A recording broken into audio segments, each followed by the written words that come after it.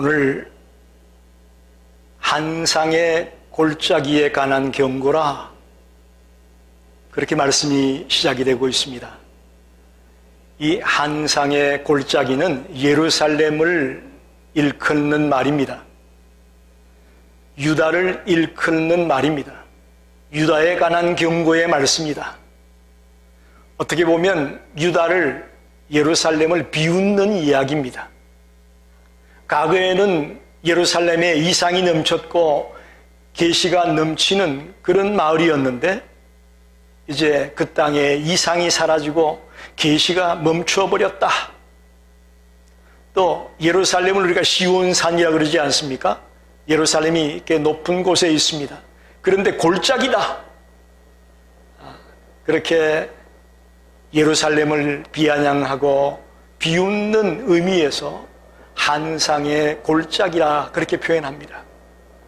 지난주에 우리가 바벨론을 해변 강야라고 한다고 말씀을 들었습니다. 그것도 어떻게 보면 바벨론을 조금 비아냥거리는 표현입니다. 유프라테스 강과 티그리스 강 사이에 있는 비옥한 땅에, 옥토와 같은 땅에 있던 그 바벨론을 일컬어서 해변 강야다. 하나님의 말씀에 순종하지 아니함으로 갑자기 망하게 될 것을 비아냥거리는 표현으로 해변 강야라고 했습니다. 오늘도 마찬가지입니다. 자, 이 예루살렘에 관한 경고의 배경을 보게 되면 BC 701년에 아수르의 사네립 왕에 의해서 예루살렘이 완전히 포위가 된 때가 있었습니다. 즉 아수르가 유다의 모든 성읍을 다 차지해버리고 점령하고 이제 겨우 하나 남았어요. 예루살렘 성 하나만 남았습니다. 그런 위기의 순간에 봉착했을 때의 이야기입니다. 그때 히스기야가 사네립 왕이 편지를 보내왔죠. 항복하면 살려주겠다. 그러니 빨리 지금 항복해라 라는 경고의 편지를 보냈을 때에 히스기야 왕이 그 편지를 들고 하나님 앞에 나아갑니다. 그리고 하나님 앞에 편지를 펼쳐놓고 하나님 앞에 간절히 살려달라고 기도하는 장면을 우리가 알고 있습니다. 그러자 하나님은 그 밤에 하나님의 사자들을 보내어서 18만 5천 명의 아수르의 병사를 완전히 다 몰살시켜버립니다. 이렇게 되면 유다 백성들이 어떻게 나가야 되겠습니까? 한번 여러분 생각해 보십시오. 영적 대각성 운동이 일어나고 회개하면서 하나님께로 돌아와야 되는 것이 정상 아닐까요? 여러분, 굉장히 중요한 이야기입니다. 우리는 하나님의 역사를 체험하고 하나님의 능력을 체험하게 되면 좋다 하고 주저앉아 있는 게 아니에요. 그럴 때 영적인 대각성이 일어나야 되고 회개운동이 일어나야 되고 금식하면서 하나님께로 돌아가자, 하나님의 말씀으로 돌아가자라는 운동이 일어나야 되는데 안타깝게도 유다는 먹고 마시고 즐기며, 오늘 본문에도 나오죠. 내일 죽으려니 먹고 마시자. 내일 죽으리니 먹고 마시자. 개세라 세라. 될 대로 되라. 라는 잘못된 반응을 보입니다. 그래서 오늘 이사야 선지자가 나는 슬퍼하노라. 나는 너희들의 그런 모습을 생각할 때에 슬프기 그지없다. 라고 외치고 있습니다. 이사야가 유다의 죄악과 유다의 심판을 이사야서 1장에서 5장까지 미리 이미 경고했습니다. 근데 오늘 이 22장에 또다시 경고하는 이유는 아무리 경고의 말씀을 증거해도 깨닫고 돌아오지 않기 때문에 너희들이 이 경고의 말을 듣고 돌아오지 않으면 하나님의 심판이 임할 것이다 라는 것을 말하고 있습니다. 또 유다 백성들이 지금 열국의 심판 얘기를 계속 듣고 있지 않아요? 바벨론, 모압, 애굽, 에돔, 아수르 등등 열국이 망하고 심판받게 될 것을 이야기 들으면서 마음속으로 이런 생각이 들 수 있죠. 아, 우리는 하나님의 택한 백성이니까, 우리는 선민이니까 우리에게 심판이 없을 거야 라는 안일한 태도, 잘못된 생각이 있을 수 있다는 거죠. 아니야. 하나님의 택한 백성이라도 범죄했을 때에 심판이 있음을 알아야 돼. 너희들이 그때 회개하고 돌아오지 않으면 하나님이 무서운 심판이 너희들에게 있을 거야 라는 경고를 주기 위해서 열국 심판 얘기를 하다가 갑자기 유다와 예루살렘의 심판 이야기를 하는 것입니다. 오늘 저는 이 본문을 가지고 회개의 눈물이 나는 제목으로 함께 말씀을 나누고 싶습니다. 첫째, 11절을 보십시오. 11절에 보면 중반에 이렇게 나옵니다.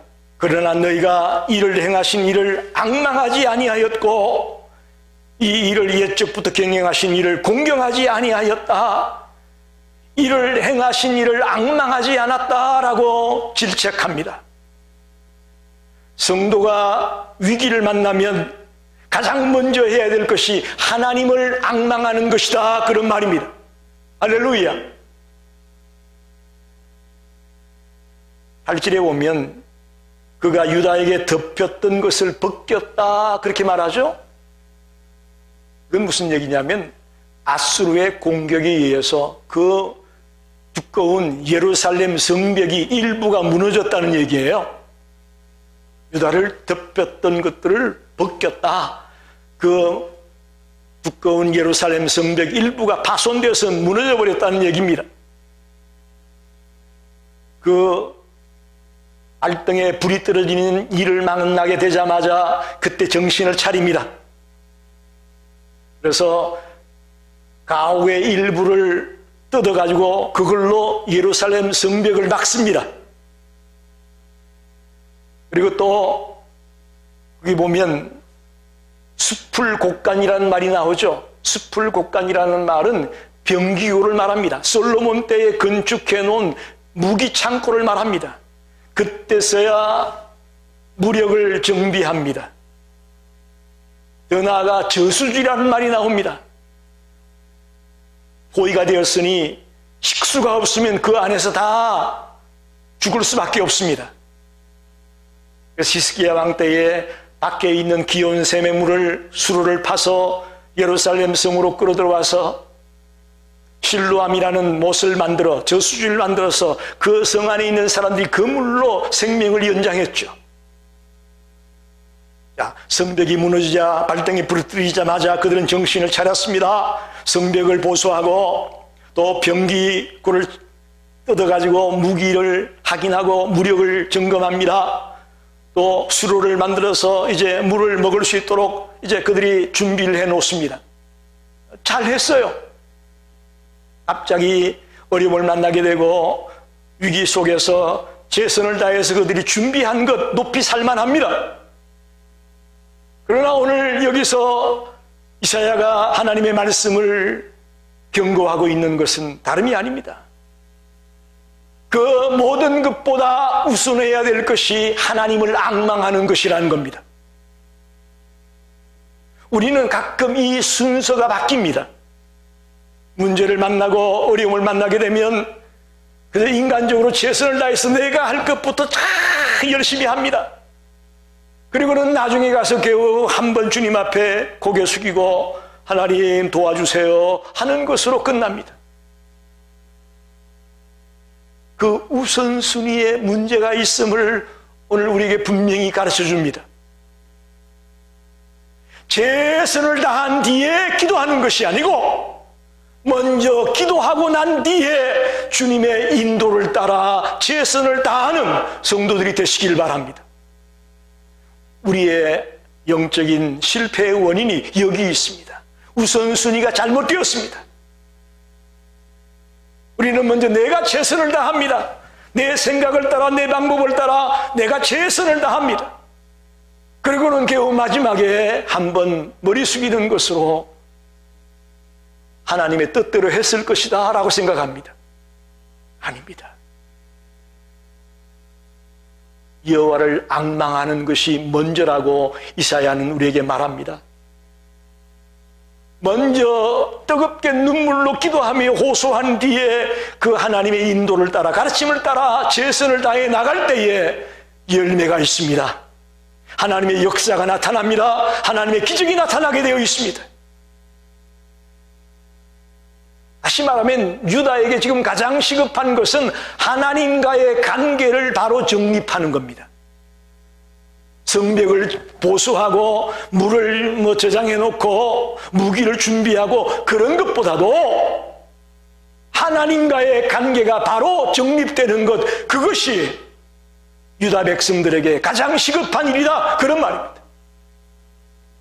여러분, 유다 백성만 그럴까요? 예루살렘 성에 살고 있는 사람들만 그럴까요? 21세기에 미국 땅에 살고 있는 우리들도 저는 동일하다고 봅니다. 우리에게 가장 시급한 것은 하나님과 나의 관계를 바로 정립하는 겁니다. 그럴 때에 우리에게 희망이 있고 소망이 있습니다. 아무리 내가 인간적으로 대비를 철저히 한다고 해도 하나님이 불어버리면, 하나님이 흘러버리면 한순간에 끝나는 것이 인생입니다. 아무쪼록 위기를 당했을 때에 하나님을 앙망하며 하나님과의 관계를 먼저 재정립할 수 있는 지혜로운 성도들이 되시기를 간절히 축원합니다. 두 번째는, 회개의 눈물은 아주 귀합니다. 12절을 보십시오. 그날에 주 만군의 여호와께서 명령하사 통곡하며 애곡하며 머리털을 뜯으며 굵은 배를 띠라 하셨거늘, 통곡하며 애곡하라고 말합니다. 눈물을 쏟으라고 말합니다. 여기서 말하는 눈물은 그저 드라마 보다가 찔끔찔끔 눈물 흘리고 하는 그런 눈물 아니에요.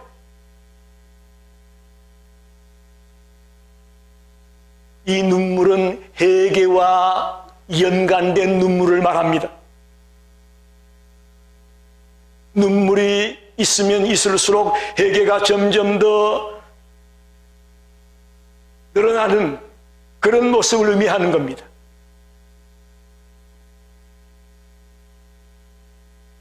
다윗이 고백하기를 나의 눈물을 주의 병에 담으소서라고 다윗은 외쳤습니다.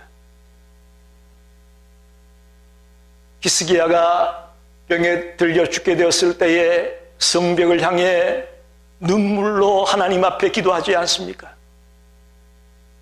그때 하나님이 말씀합니다. 내가 내 기도를 들었고 내 눈물을 보았다 라고 말씀합니다. 시편 42편에 보면 내 눈물이 주야로 내 음식이 되었도다. 하나님의 자녀들이 자기의 죄 때문에 눈물을 쏟는 것이 음식이 되었다고 고백하고 있습니다.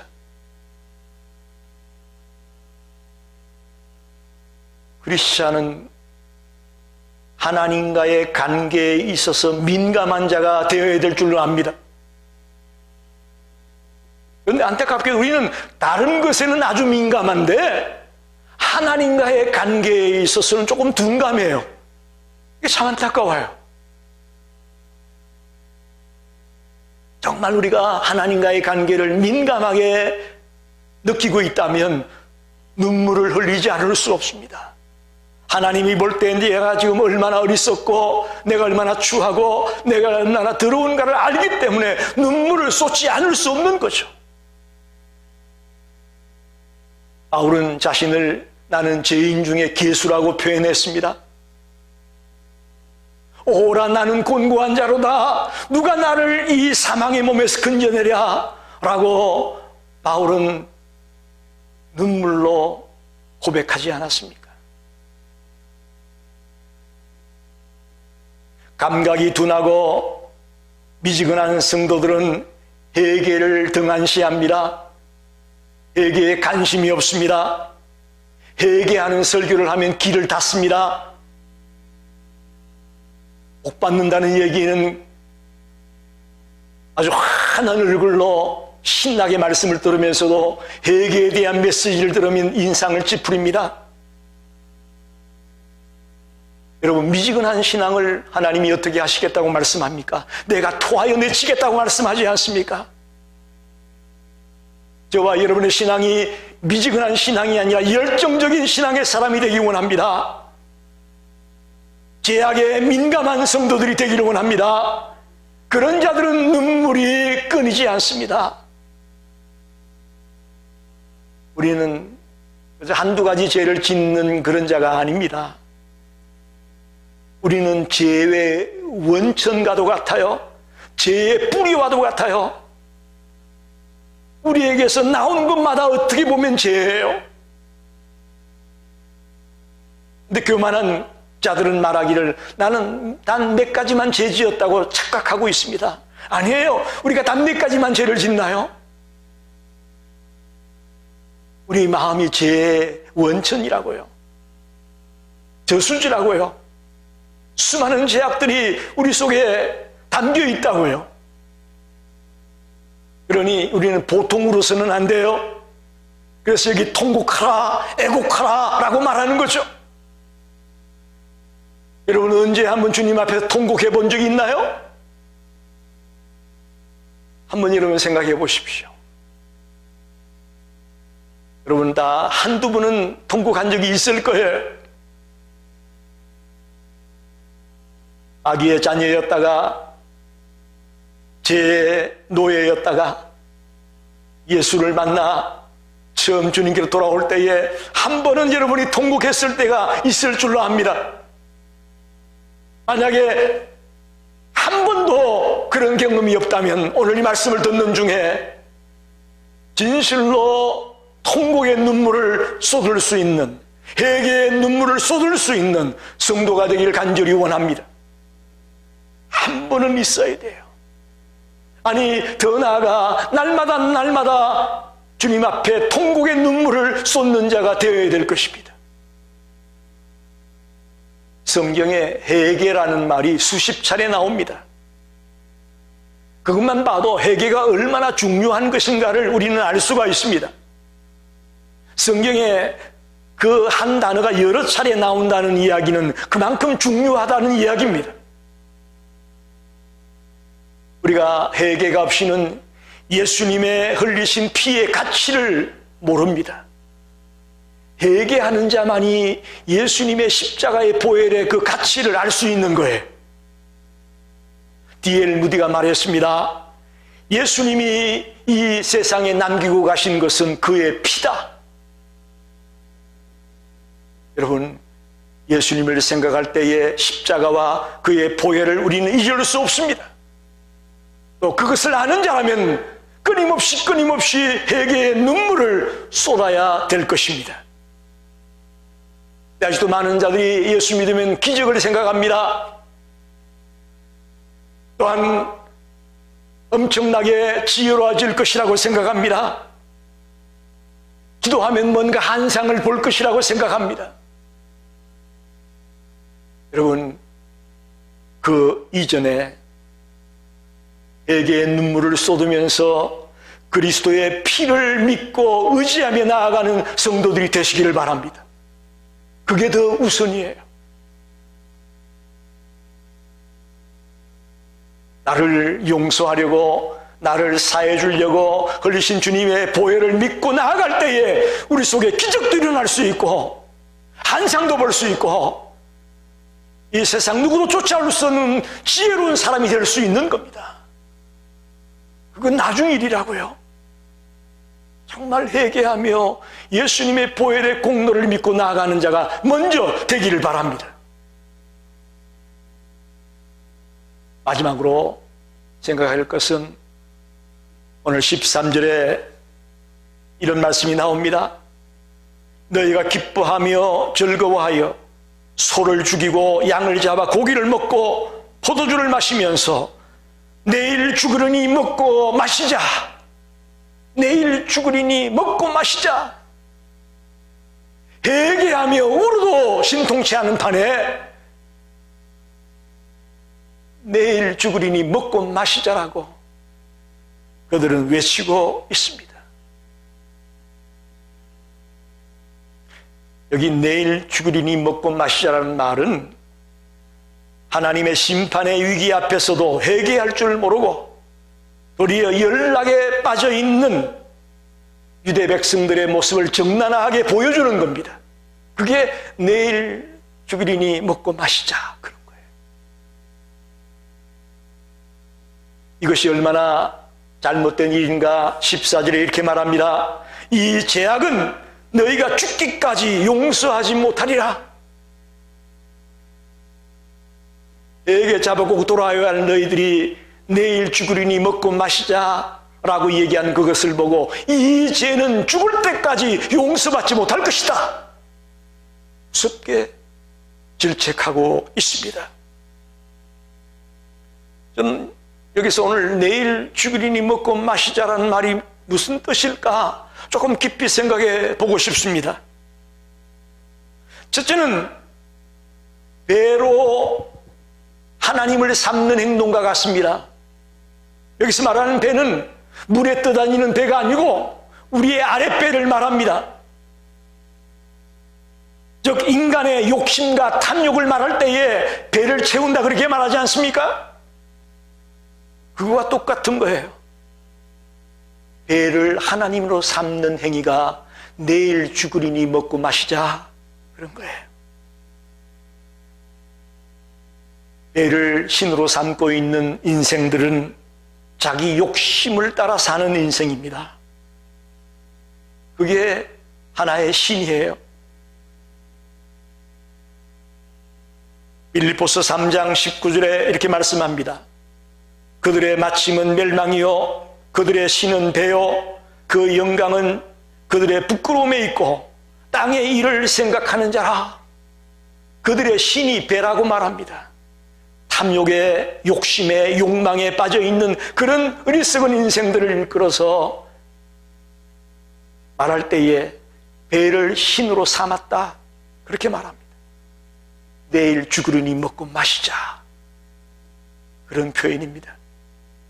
두 번째는 쾌락을 사랑하는 자들의 모습입니다. 하나님을 직접 대면하지 못해서 모욕하는 행동을 하고 있습니다. 하나님은 그들들을 슬퍼하라고 하셨는데 그들은 기뻐하자 기뻐하자 라고 말합니다. 쾌락을 일삼는 행동입니다.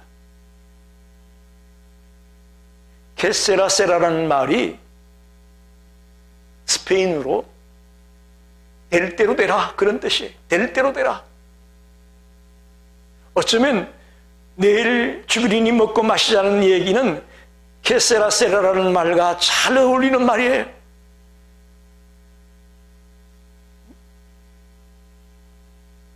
지금 선지자는 안타까워 슬퍼하며 눈물을 흘리고 있는데 유대 백성들은 기뻐하자 기뻐하자 연락을 즐기며 파티를 열고 잔치를 열고 하고 있는 모습을 생각해 보시라고요.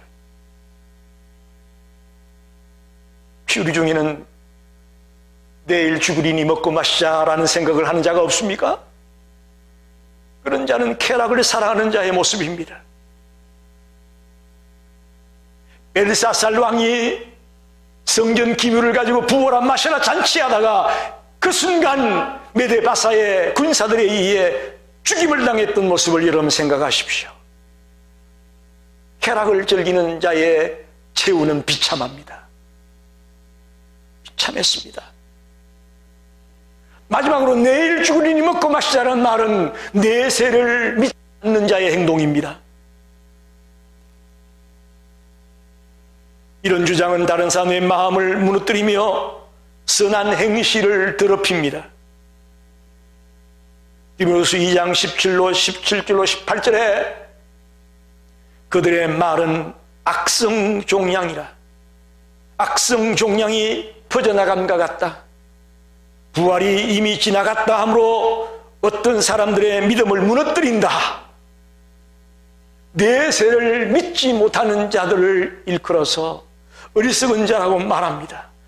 그것이 악성 종양처럼 퍼져나가고 있다고 말합니다. 여러분, 우리 크리스찬에게는 영생이라는 확실한 내세관이 있어야 될 줄로 믿습니다.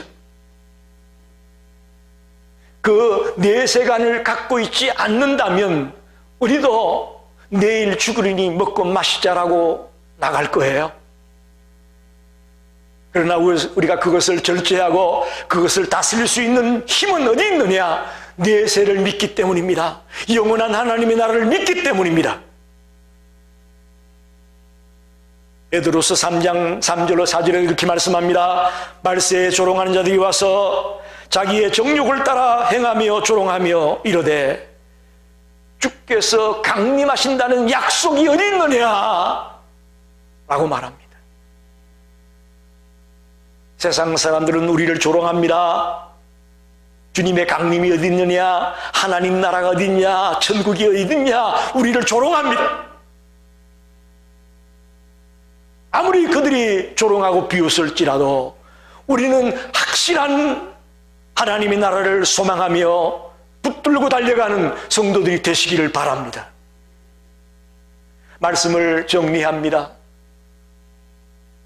하나님은 유다 백성들에게 회개하고 돌아올 것을 경고하고 있습니다. 아무리 너희들이 택한 백성이라도 범죄하면 그것에 대한 심판을 받을 수밖에 없다. 선민이라고 나는 심판이 없을 거야 생각하는 것은 잘못된 생각이야. 하나님의 심판 앞에는 예외가 없어. 분명하게 우리에게 가르치고 있습니다. 그러나 감사하게도 오늘 그 무서운 심판의 자리에서 우리가 살아날 수 있는 길이 하나 있다고 말씀합니다. 회개의 눈물을 쏟으며 자기의 죄를 자백하며 통에 자복하며 하나님 앞에 회개하며 돌아오는 자에게는 희망이 있다, 소망이 있다라고 우리에게 가르쳐주고 있습니다. 여러분, 아주 심플해 보이죠? 죄를 자복한 것, 죄를 자복하지 않은 것, 종이 한 장 차이라고 말할 수 있을 거예요. 그러나 그 결과는 어마어마한 차이가 있다는 것을 아셔야 됩니다. 자기의 죄를 시인하고 자복하고 회개하고 돌아온 자와 또 그렇지 않은 자, 그 결과는 하늘과 땅의 차이만큼 어마어마하다는 것을 여러분 아셔야 됩니다. 오늘 현대 크리스찬의 가장 큰 문제가 저는 회개를 싫어한다는 것입니다. 회개하는 것을 좋아하지 않는다는 것입니다. 여러분, 이 사실을 명심하십시오. 범죄하지 않기에 선하게 살고 의롭게 사는 것 좋습니다. 그러나 그보다는 만에 하나로 범죄했을 경우에 하나님 앞에 적극적으로 회개하며 돌아오는 것, 그게 더 중요하다는 것을 잊지 마시기를 바랍니다. 왜? 우리는 완벽한 인간이 아니기 때문에요. 아무리 내가 선하게 살려고 하고 아무리 내가 바르게 하려고 해도 넘어지더라고요. 우리가 상대방과 대화를 하다가도 그렇잖아요. 내가 좋은 의도에서 이렇게 얘기했는데 그 사람들은 오해하더라고요. 그럼 그 사람의 마음에 상처를 줬으니 내가 죄를 지은 거죠. 그게 죄예요. 우리가 뭐 살인을 하고 도둑질을 하고 뭐 간음을 하고 그래야만 죄가 아니에요. 평범한 대화를 나누는 중에 나는 좋게 얘기했는데 그 사람은 상처를 받아요. 그것도 내가 죄를 지은 거예요. 그러니 우리가 그런 죄를 늘 짓고 사는 거예요. 가족들 중에도 그렇고 친구들을 만나도 그렇고 성도들을 만나도 그렇고 나는 잘한다고 했는데 그 사람이 받아들이는 건 그것 때문에 상처가 되고 화가 나고 그럴 수 있거든요. 그러니 즉각적으로 회개하며 자복하며 주님께 돌아오는 것이 얼마나 중요한 것인가를 우리가 알아야 되는 거죠. 지금 이민교회는 회개를 통한 진정한 눈물을 발견하기가 어렵습니다. 자복은 많이 합니다. 내가 이거 잘못했습니다. 자복은 많이 하는데 그게 과연 진정한 돌아섬이냐 하는 거예요. 또 참된 회개의 눈물을 쏟은 것이냐 한번 물어봐야 되는 것이죠. 자복은 했는데 그 다음 주에 또 하잖아요. 자복했는데 또 하고. 회개란 방향을 전환하는 것이 회개입니다. 하나님 나 잘못했어요. 용서해 주세요. 그것보다는 방향을 완전히 바꾸어서 이제는 전혀 새로운 모습으로 새로운 방향으로 걸어나가는 것이 회개입니다. 우리 모든 성도들에게 이와 같은 회개의 역사가 일어나기를 원합니다. 참된 회개의 눈물이 이 교회 안에 흘러넘치기를 원합니다. 이 시카고 교민사회에 흘러넘치기를 원합니다. 그것이 희망이고 그것이 이 사회가 새로워지는 길이라고 저는 믿습니다. 오늘 회개의 눈물이 유다 백성들에게 필요했던 것처럼 저와 여러분에게 회개의 눈물이 마르지 않는 그런 복된 성도가 되기를 간절히 축원합니다.